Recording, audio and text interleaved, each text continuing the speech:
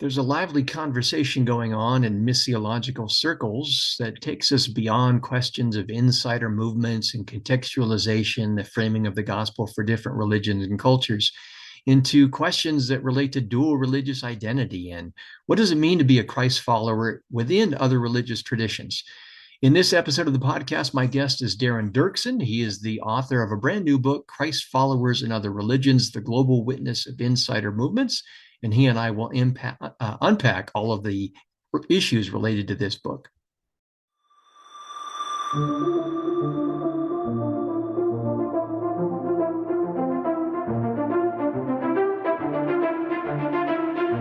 This is the Multi-Faith Matters podcast. I'm your host, John Moorhead.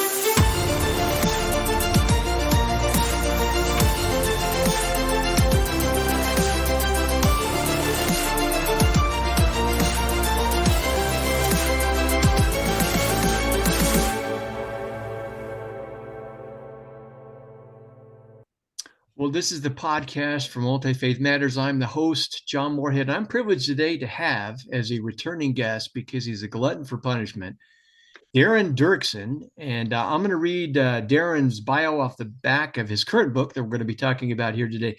Darren Duerksen is Associate Professor of Intercultural and Religious Studies at Fresno Pacific University. He is co-author with William Durness of Seeking Church from InterVarsity Press in 2019, and author of Ecclesial Identities and Multi-Faith Contexts by Whitf and Stock from 2015. And today we're going to be talking about this book here. For those of you watching the YouTube version, Christ Followers in Other Religions, The Global Witness of Insider Movements, a brand new book. Darren, welcome back to the podcast. Thanks, John. Great to be here. And by the way, love the work that you are doing via this podcast, and great to be back. Well, it's good to have you here. But before, you've been on the podcast before talking about, you helped us understand Sikhism, and you've had some conversations with our Hindu friend, Fred Stella, about Hindu-Christian dialogue. And today we're going to do something different as we talk about this new book. And you and I were talking before we recorded, I kind of stumbled upon, we're going to, at the end of our conversation, talk about a conference coming up in March of 2023, and you're one of the presenters in this, but I'm intrigued by this concept of Christ followers in other religious traditions. Who is the audience for this book? I noticed in the introduction, you're talking about, you've got notes for the academic, but you want to make it accessible. Who did you have in mind? Yeah, I have in mind probably persons like my students that I teach at Fresno Pacific University. So, undergrads, persons, and I think largely a Christian audience. So, and persons who are probably at least a little bit familiar with some of the missions discussions that are going on, and maybe people who have done things like the Perspectives course that's really popular in some churches. Or maybe have done a little bit of short-term missions and just have had a taste of some of this kind of work, or cross-cultural work, all the way up to persons who are perhaps more scholars in this area. So I'm trying to make it a broader audience, and include a number of people into it, but largely a Christian audience, a Western Christian audience. And I think I've got a particular sensitivity to some of the reservations and questions that evangelicals, which I have kind of a foot in that camp, some of the things that they might be concerned about or wondering about.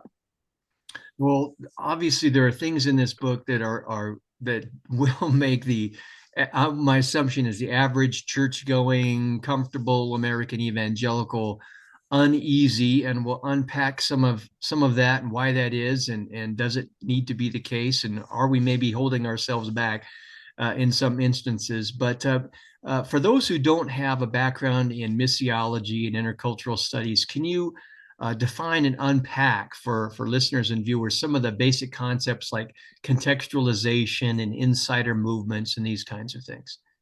Yeah.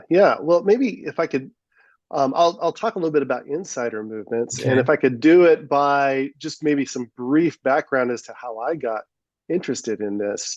I remember back in 2000 or 2001, I was teaching at a Bible college in India, and I read a book by a missionary by the name of Herbert Hofer. It was called Churchless Christianity. And Mm. that caught my eye. How can you have a Christianity that's churchless? And so, books do that sometimes. They draw you in by the title. And I read it, and it was a study that was done in the 1970s, actually, and it's been replicated since, of Hindus around Chennai in South India, Madras, Chennai, and a large kind of quantitative study that was paralleled then with some interviews. And it found that quite a percentage of persons in that city were they would call themselves Hindu, but in terms of practice, devotion, and such, they were followers of Christ, and they had different ways of expressing that. The big key thing was they just didn't want to take baptism, which, for those that are familiar with sort of the Indian context, baptism has become a particularly strong marker for religious identity in that context.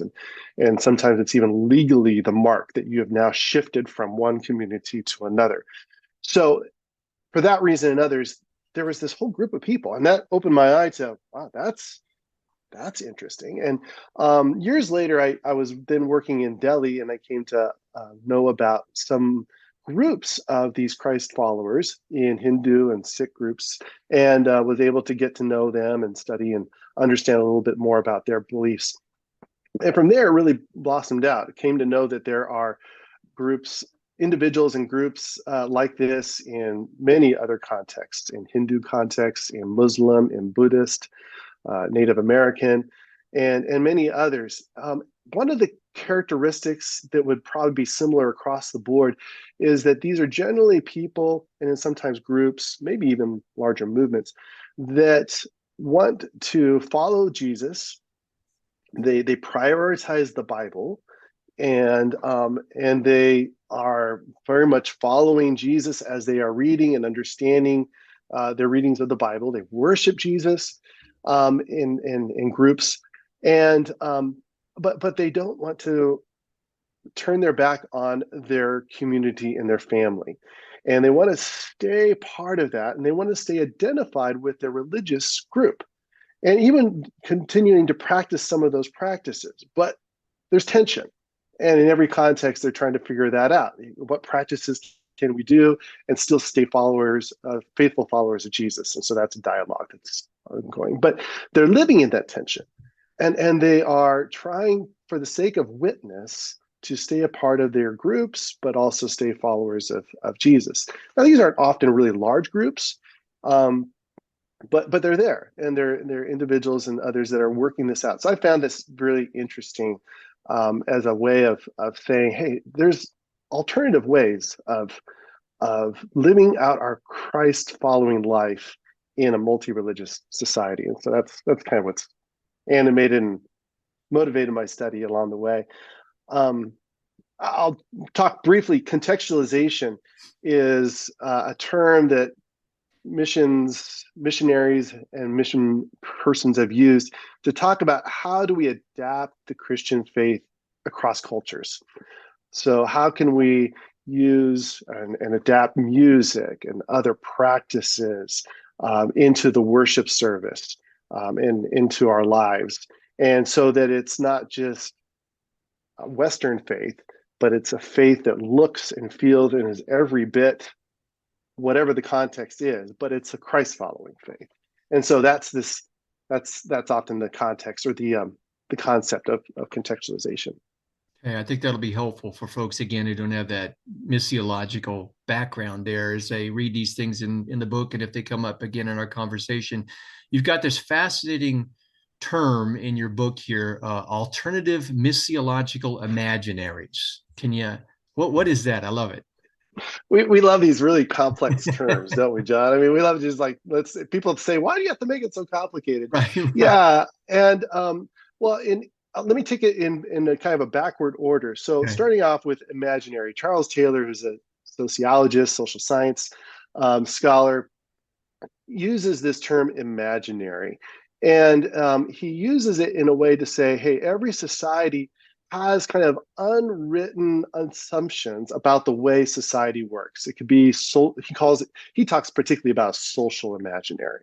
So in the United States and Western countries, we kind of have assumptions about the way things should work, the way I as an individual am kind of a strong, independent person who can make my own decisions.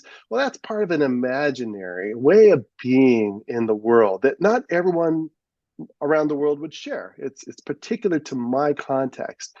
And so he doesn't use the word in a way of saying it's a made up. It's an imagination. It's an imaginary. It's something that sort of informs the way I live life. And he unpacks it in other ways, but that's kind of basically it. So I kind of take that and I want to work it backwards. So I talk about a missiological imaginary. That is that when we become followers of Christ and we're learning about what this means, it shapes the way we live our lives. And we call that mission. How do I live out my life as a follower of Christ in the everyday? And how do I make that known? It's like, I have a different way of living now. And I show that through my words and my actions. Well, that's mission. And a missiological imaginary would be, how do I reorient my life in now according to Christ?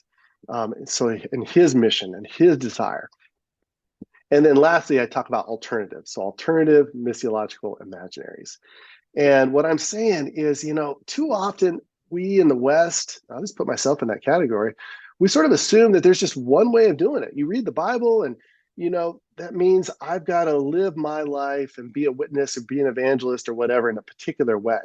And missions should look in a certain direction, should look a certain way.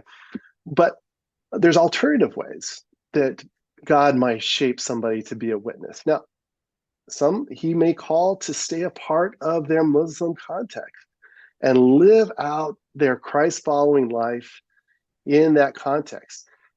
Maybe some others won't feel that call and they'll convert out of Islam and become Christian and they'll live their witness in a different way. And there's certainly lots of people that have done that. And we affirm the brave choices that they make. But there's alternative ways of doing it. There's not just one way of living out your life in a particular context. There's alternative ways of being a witness for Christ. So that's in a nutshell, or maybe a big nutshell, kind of what that term is referring to. Well, again, it's a great concept, and I hope we can get there, at least take some initial steps. But of course, the realities of the world are very messy. And many times, especially, I'll speak for, American evangelicals, we don't like messiness. We like black and white, and we like things to fit in a particular way. But it seems to me that we need to expand our minds about what might be possible. There are certain concepts, for example, in religious studies, there's recognition that the word religion, it's not so easy to define. There's a lot of disagreement in the scholarly community about how you define religion. Culture, the relationship between religion and culture. I'm of the opinion that religion is a part of culture, and you can't just pull it out like here's the religion piece. Let's take that out, and it's separate from culture. There are hybrid religious identities or dual religious belongings, these kinds of things. Can you talk to why those are problematic and how we might work through rethinking those in light of having this imaginary? Yeah, no, that's a great point. I remember in some Bible class that I was in one time, somebody put up a PowerPoint or a figure that sort of showed a graph of society, and it was like a pie chart, and then there was the different pieces of the pie, and so you had you had work life, you had school, you had these things, and one of the pieces of the pie was the religion piece, and and it made sense, I guess, for that particular person's point. But I thought, as I've reflected on that image so many times afterwards, I've realized, how Western that is. We think that religion is just one little piece of the pie. Now, as Christians, we would say, well, and it should affect the rest of the pieces. But we still think that there are these really clear marks between these different things. And that is a very Western understanding of religion. In so many other contexts, religion, yeah, it is definable, but it's not a solid line. It's more like a dotted line. that really influences and is influenced by, like you said, culture and so many other politics, other aspects of society. And so that's the way they live with this idea called religion. And so I think that's the first thing we need to be careful of is when we say, hey, you can only be part of one religion. In our minds, we're just thinking of this one piece of pie that, it could only have this one particular identity. Well, for others, that idea of religion, it also incorporates family, incorporates community, incorporates their national identity. Um, and they may prioritize certain things over and against others. See, this is the other thing about religion, right? I mean, someone who calls themselves Christian, what do they mean by that? You know, it might mean that, hey, I converted and I put Jesus as first and I read my Bible every day. Others, they may use that word to say, well, I was born into this country and I was baptized when I was a kid, and it's just kind of part of my identity. Um, and it's more of a social, national, family identity, or some mix of those, right? And so we have to realize that when somebody calls themselves by some term religion, well, that's got multiple meanings. And again, it's not this one solid line that says this is what this is. It blends into numerous other things. So that's where I think, for someone to call themselves a Muslim follower of Christ or a Buddhist follower of Christ, that may strike some of us as pretty weird, but that's because we've got this really strong, bounded understanding of what that means. For them, that might mean my national family identity. And yeah, some of the way I see the world is Buddhist, but it's now being reshaped and prioritized by Christ. And still kind of weird for us, but for them, it makes a lot more sense because of that way of understanding religion. Yeah, it seems to me one of the things that has always struck me as curious over the years is that there's not more interaction and dialogue between theologians and missiologists. And to gauge in generalities here, missiology tends to be in the trenches. It's dealing with the messy reality, the lived realities of religion within culture. There I am, again, parsing the two separately there. But and in theology, it's a historical system, it's a system of belief, in the West and this kind of a thing. Do you see any potential or need, in addition to potential, to bring missiologists and theologians into conversation, not only for understanding, but perhaps to help us move in the West beyond some of these problematic categories that we're stuck in that separate the more abstract theology from lived religion of missiology? Yeah, no, that's a great point. And I think there's a lot of people that are not a lot, but many that are trying to do that and seeing that theology is at its essence a lived thing. We do theology. I mean, Paul in the New Testament, he's writing theology, but what's he doing? He's addressing specific things. We call it like theology on the run. And it's being generated by the questions that are happening at the moment in a context. And that's what's happening in mission all the time, right? The gospel is going into new contexts, and theology is bubbling up there because the gospel is interacting with culture and situations and questions. And now it may not get written as a systematic, book and published in some of our major publishers in that sort of way, but there's theology happening. And so I think to really prioritize and listen to that carefully is a great thing to do because there's a lot we can learn. And so that's one of the things I'm trying to do in this book, particularly in the last part of it, is just to say, hey, when we listen to some of these people, what are some new insights we get about salvation, conversion, or the nature of family? Um, and just they're not trying to systematize it, but what if we listen to it, and then what might God's Spirit challenge us with? So I think it's a great things to check out there. Yeah, well, let's go there for a little bit to move it from the more abstract and theoretical to the again, these lived realities. Can you share a story or two from some of the folks that you have talked to that we might reflect on? Yeah, sure.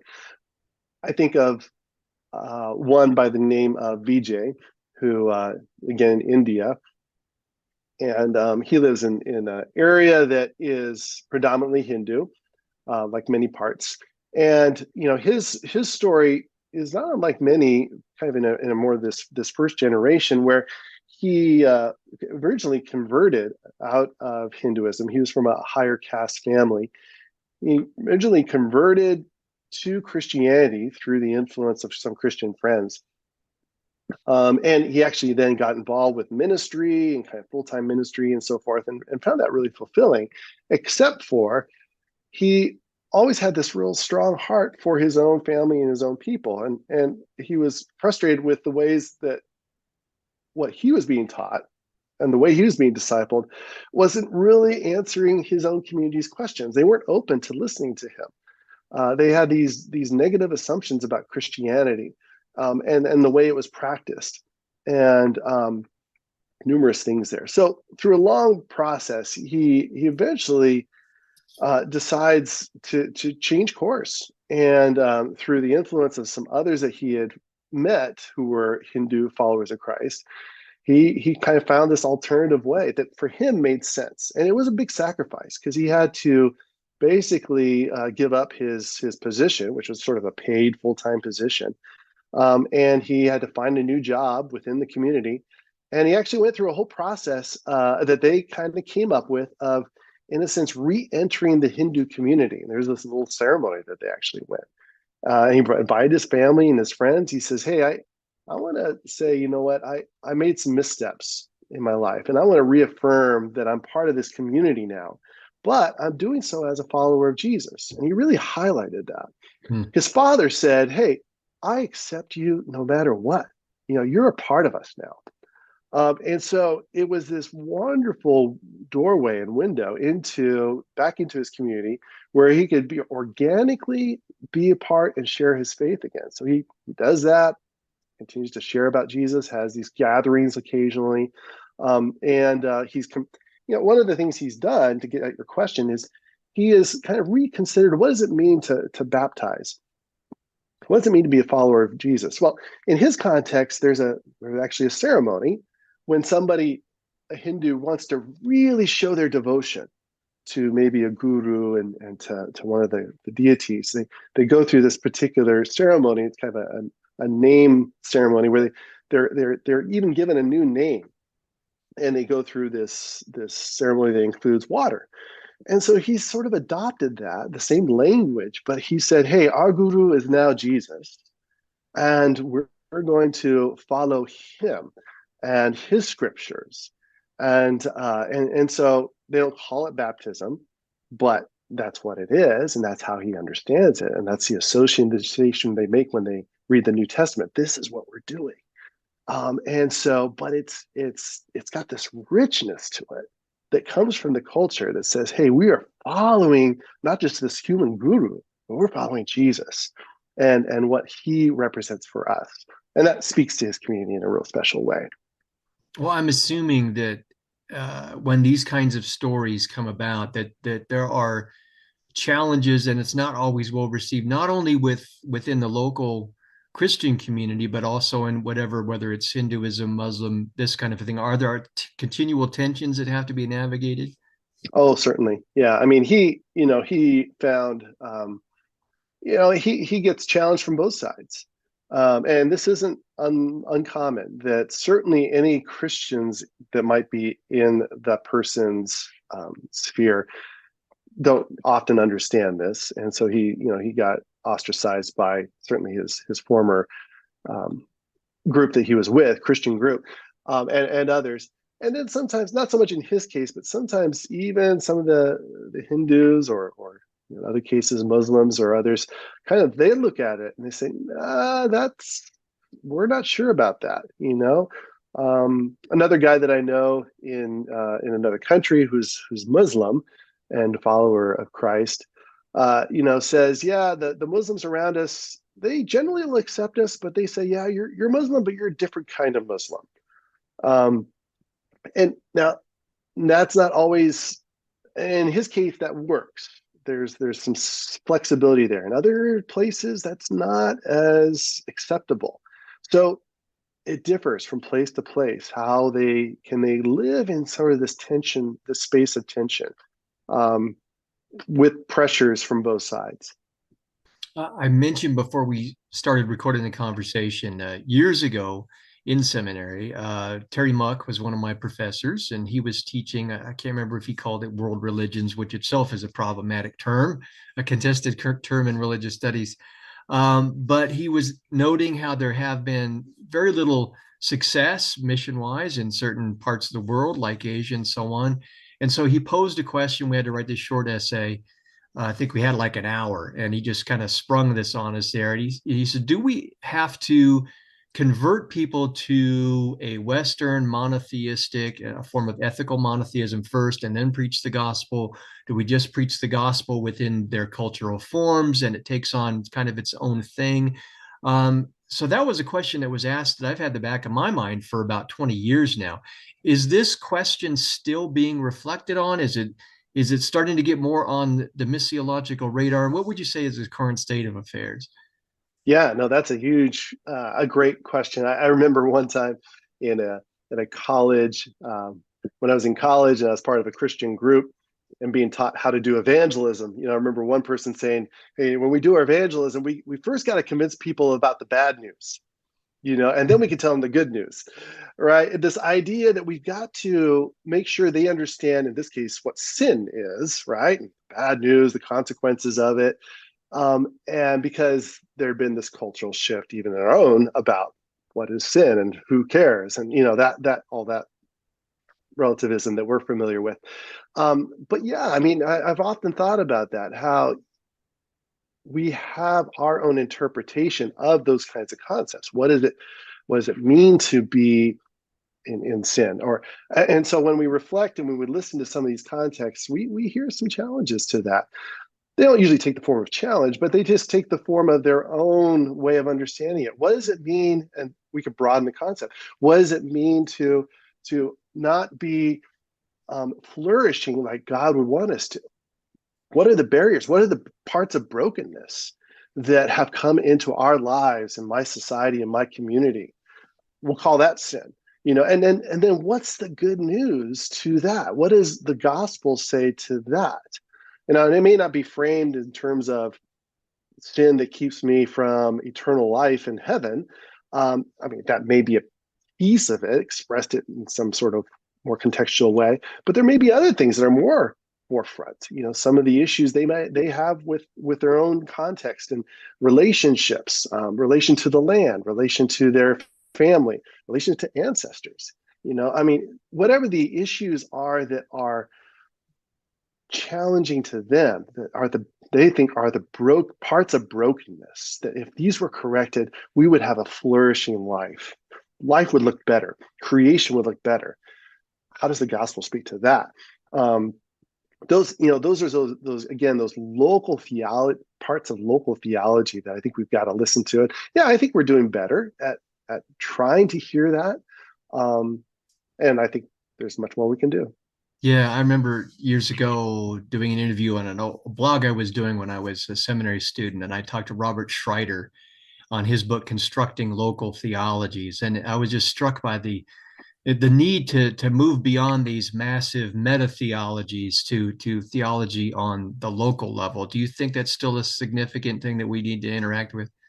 Yeah, definitely. And I think it goes both ways. I've heard some local. I think there are those that have been working at that, and there's some really rich local theology that has been done, and is being done, has been published.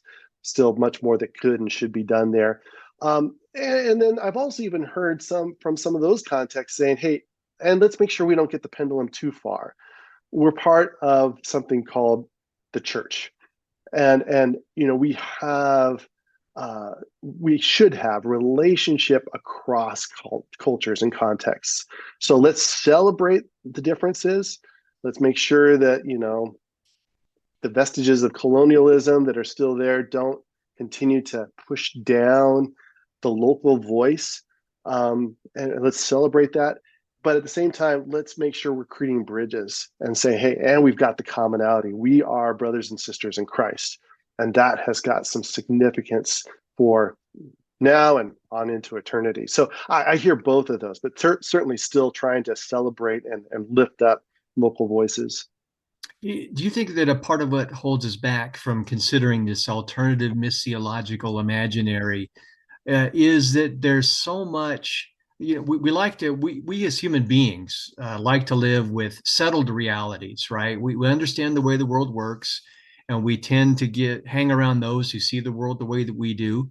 And we really we'll change concepts somewhat, but wholesale, large scale changes tend to make us uncomfortable.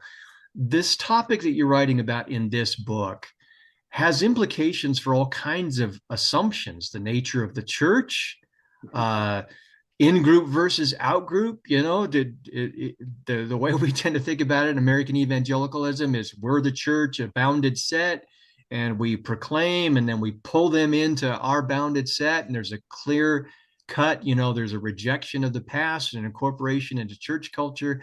I think maybe even rethinking what the gospel means in its original historical narrative context, and how does that apply in terms of salvific questions. All kinds of possibilities are opened up. And I don't know that that makes us feel real comfortable, but at the same time, can't we view it in terms of this imaginary as a positive way to rethink things as, in terms of possibilities? I think so. And I think what we can do is reflect, and I do a little bit of this in the book, is even reflect on the nature of the Holy Spirit. Because if we think of the Holy Spirit as that part of the Trinity that not only is involved in my life to sanctify me and maybe give me gifts, but also is that part of God that's hovering and is part of the wider creation, drawing the creation and people to Christ ultimately. What does that mean? How is the Holy Spirit at work in some of these different places already, and how is the Holy Spirit shaping them and their imaginaries? Because and then my task is to go in and listen, to say, hey, there's something here where God might be at work in some really powerful ways, and there's brokenness, and we don't, and we try to figure it out. We don't always get it right. That's there in every situation, but the Spirit is there, and he's got a, you know, he he more than me, more than you, John, more than anybody wants his church to flourish, wants his creation to flourish, and he's working via his Spirit to redeem, to renew. So going in with that real positive mindset, rather than saying, oh, there's danger here and there's evil. Well, yes, there is, but there's goodness too. Where might that be? Where might God already be at work? I think that's a corrective that maybe a lot of us can use. It seems to me that the elephant in the room, and I've heard this so much over the years, is syncretism.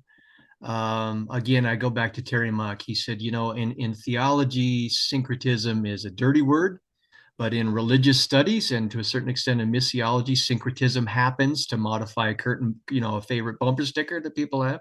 It's just out there. But again, that goes to our assumptions about religion, there being a pure thing of religion, that there isn't some kind of overlap between traditions historically and culturally over their development and so on. That's not to say that there aren't legitimate concerns. Can you speak to the fears we have of syncretism and how we might positively navigate that? Yeah, no, I think you summed it up really well. That I generally try to avoid the term only because of the connotations. Sometimes as a writer or whatever, you kind of just weigh it up. It's like, okay, do I fight this battle and try and use this term and make it mean what I want it to mean, or is it just a losing battle? It's got too much baggage, and that's one of those where I think in Christian circles it's just got a lot of baggage. For Christians, what it means is that there's a mixing that's happening that's gone over the line, and that mixing has made it such that Christianity is no longer identifiable as Christian. The distinctives of Christianity have been lost, and certainly that's a danger. There's that, but what I think of as syncretism is more of a process, and you could be anywhere along a continuum in that process.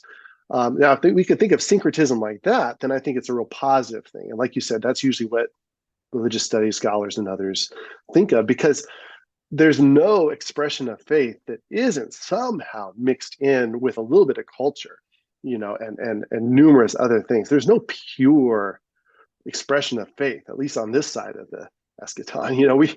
We're always mixing and building, and that's a positive. And yes, it can also cause so much deviation. And there's examples of that, church history, movements that have just gone way far and are no longer identified as, or really even identify themselves as Orthodox Christian.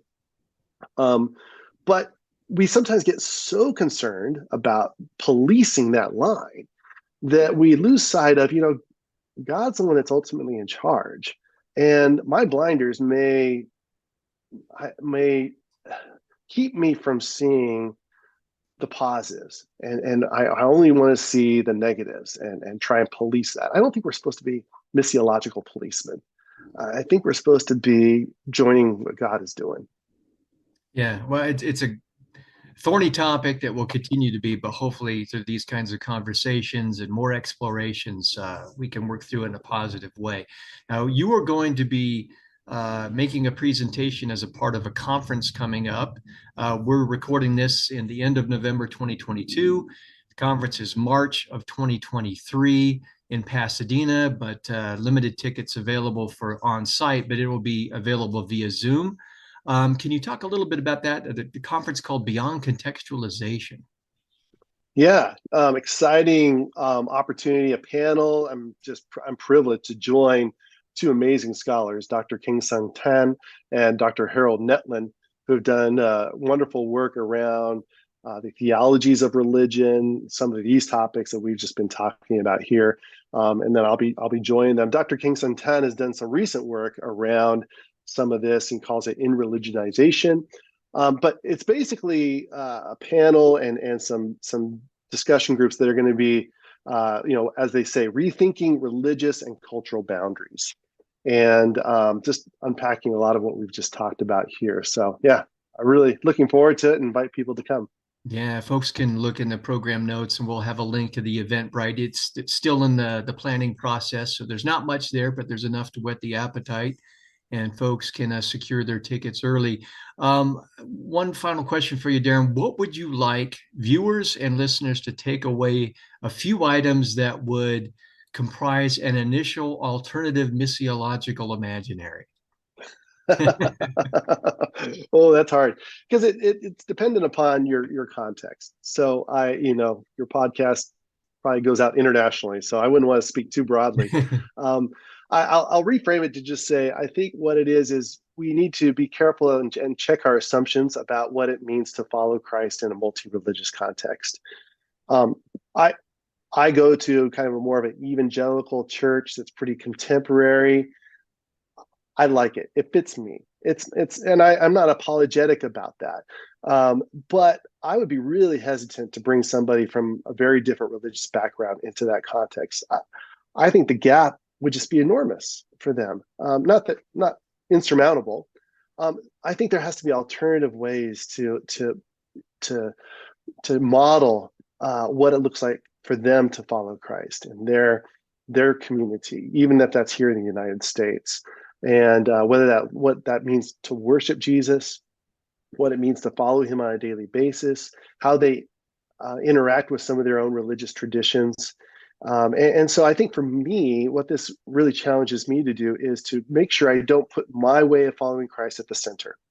And when I'm hopefully witnessing and sharing with others about Christ, I'm doing that. I'm doing that from my own perspective. That's all I can do. But hopefully can point them to other options, or I can open up the possibility that, hey, you don't have to follow Christ exactly like I do on Sunday morning. Maybe there's other ways, and we can explore a little bit of that together. Fantastic. Well, hopefully that'll give folks a little bit to be thinking about until they rush out to Amazon or the favorite bookseller and pick up a copy of Christ Followers and Other Religions, The Global Witness of Insider Movements by my frequent guest, Darren Duerksen. Darren, thank you so much. Thanks, John. Always a pleasure. Appreciate Yeah, it. it's great. I look forward to hearing what you have to say at the conference in March. It'll be fantastic. Great. Looking forward to it. Well, I'd like to thank my viewers and listeners until the next episode of the Multi Faith Matters podcast.